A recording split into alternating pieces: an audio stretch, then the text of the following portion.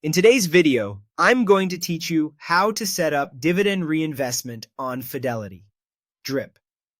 If you want your cash dividends to automatically buy more shares of the same stock, ETF, or mutual fund, this is exactly what you need. It's a simple change that helps your portfolio grow through compounding, and once it's set, it runs in the background without extra work.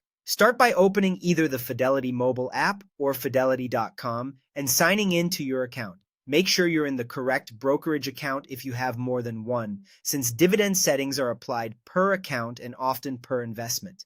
Next, head to your account settings. On the app or website, go to Accounts and Trade, then choose Account Features. This is where Fidelity keeps tools that control how your account handles things like trading preferences and dividends. From there, look for the section labeled Brokerage and Trading and select Dividends and Capital Gains. That's the page where you manage how your dividends are handled. You'll see a list of your eligible stocks, ETFs, and mutual funds. Find the investment you want to update and select Update next to it. This opens the specific dividend preference for that holding.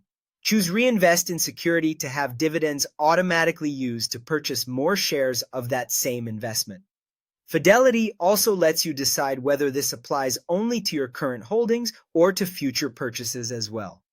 If you plan to keep buying the same security, applying it to future purchases can save you from repeating this step later.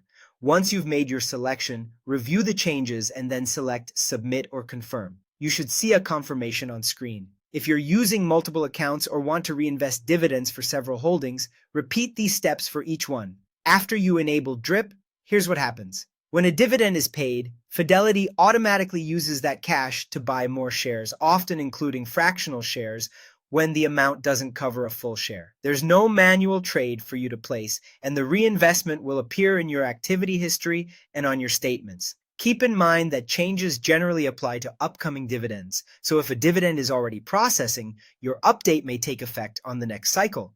Also, not every security may be eligible for reinvestment, and settings can vary between stocks, ETFs, and mutual funds. That's it. Your dividends are now working for you automatically. If your investing plan changes, you can return to the same menu at any time and adjust your preferences.